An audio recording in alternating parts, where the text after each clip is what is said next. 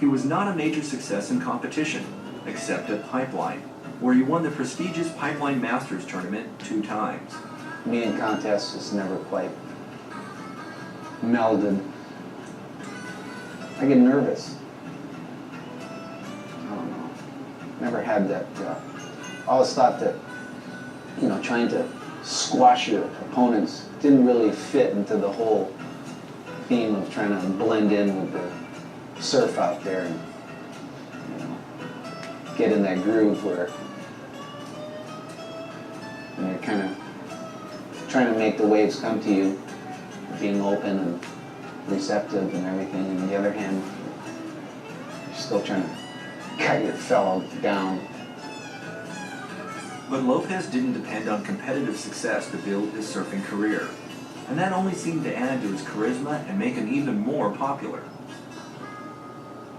You know, he didn't really need the applause, or he wasn't looking for all those points and all those awards and stuff like that. It just wasn't part of the way he perceived life. Lightning bolt boards, though, were a highly sought-after piece of equipment for surfing in the Hawaiian contests, and were ridden by many of the top professionals of the era. To fill the demand, Shipley employed the very best skilled craftsmen and shapers. Lopez, meantime, was constantly in the surf media eye and always seemed to be just having fun, especially at Pipeline with his #1 surf buddy, Rory Russell. He was a great surfer.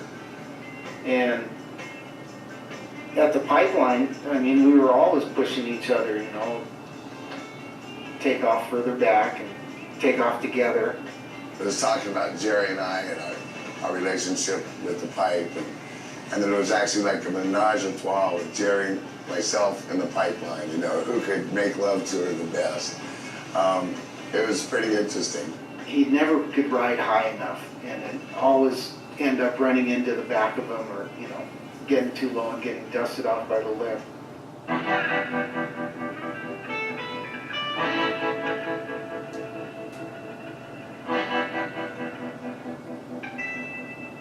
Lopez's energy and charisma were not confined to the surfing world.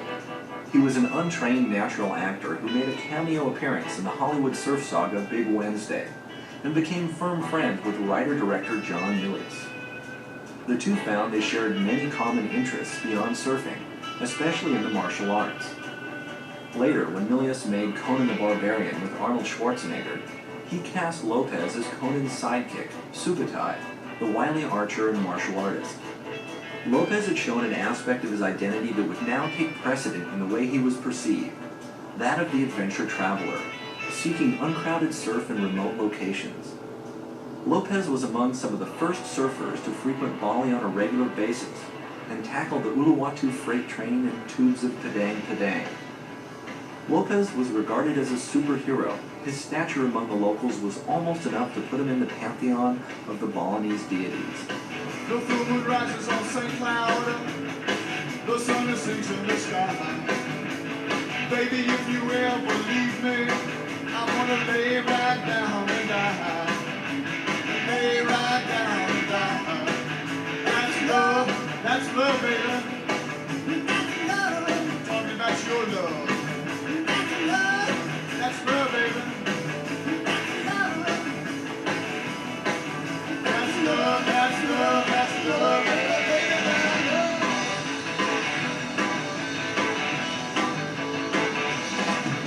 I'm thinking about the girl from my high school, the one who drove that new Ford Mustang.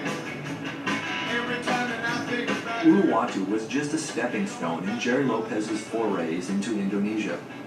When his friend Mike Boyum blazed the trail into Gorajagon on the southeast corner of Java, Lopez was not far behind.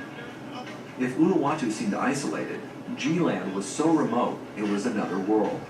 With a wild jungle behind it and an equally primal ocean out in front, early surfers at G-Land spent non-surfing hours suspended under mosquito netting in the relative safety and comfort of a platform in the trees.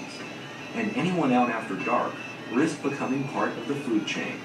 I was in there one year all by myself for about a week with just one of the boys, you know, to cook and stuff. And he came one day and said he saw something, and I didn't know what he was talking about, and he went and he got a bottle of Tiger beer and pointed to the tiger and said he saw a tiger. And we went down, I made him go show me where he saw it on the beach, and we went down, and sure enough, there are these huge tracks. I mean, huge, as big as a plate. Whoa, and there was just the two of us, and then that night, he came and slept up in the treehouse with me, and all night long we could hear this tiger, or I guess it was a tiger, some kind of big cat out there, just, you know, meowing really loud. And that was kind of interesting. Gerry Lopez moved to Maui in the early 80s to become an expert windsurfer, a commercial grower of exotic flowers, a competitive motocross biker, and an open ocean paddleboarder. He continued to travel to new surf areas, started, built up, and sold off business ventures, including another new clothing label, and he continued to attract lucrative personal endorsement contracts. European windsurfing and clothing label Kimsey became his sponsor, and for several years also underwrote the Pipeline Masters, titling the event in Gerry Lopez's name. The effect of Lopez's continuing presence in the sport, even as he entered his mid-40s, merely added to the fascination Lopez held for surfers the world over. The way that Lopez orchestrated what is probably the ultimate surfing lifestyle is not lost on even a generation of surfers young enough to be his sons. Former World Longboard champion Joel Tudor among them. He lives the life, you know. He's the most accomplished surfer of all time, in my opinion. I mean, I think he's living, he does whatever he wants. He surfs all the time, he snowboards all year long. He's got a house at Pipeline. I mean, what more could you want? Get anywhere in the world at Pipe? I mean, he lives the life. If there's anyone in my life that I'd want to be, you know, or ever want to get to that point, would be Gerry Lopez. He's a pretty good role model. I mean, he's such a nice guy, too. You talk to him, he's like a librarian, you know. Oh, gosh. Gee. Shucks. Just as he entered a time in his life when most people with his resume might think about slowing down and kicking back in a hammock in some tropical retreat, Lopez sold his house at Pipe, picked up from the beaches of Hawaii to live in the mountains of Oregon, to focus on riding the Cascades on a snowboard. Today, some 30 years since the first photo of him appeared in Surfer magazine, Lopez lives far from the long lens of the surfing media, in Bend, Oregon, with his wife Toni and 10-year-old son Alex. Snowboarding has become a passion for both father and son, and Gerry is now applying his talents as a craftsman to making snowboards.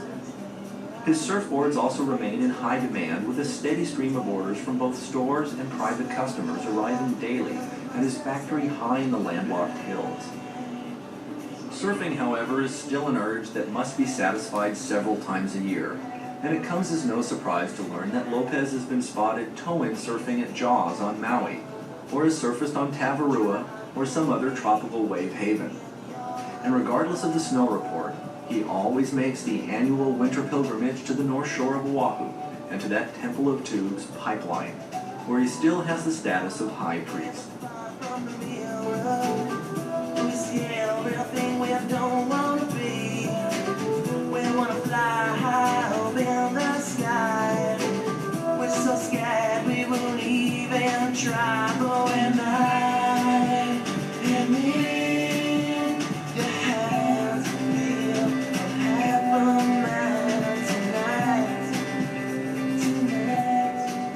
At 50 years old, Lopez showed he still has the knack, timing, wave knowledge, and uncanny intuition to pick off the choice waves and negotiate the tube with his own inimitable style.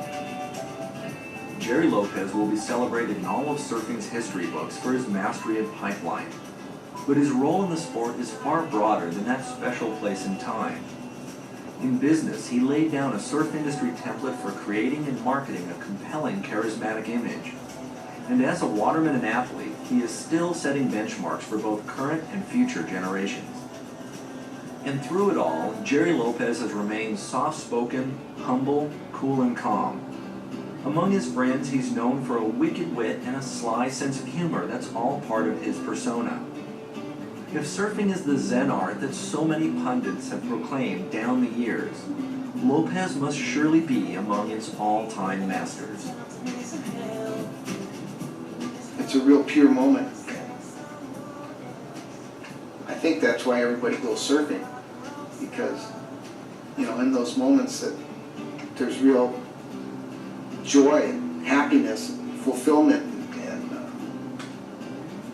you know, all the good stuff that you're promised in life. And it's easy to get out surfing. Just paddle out.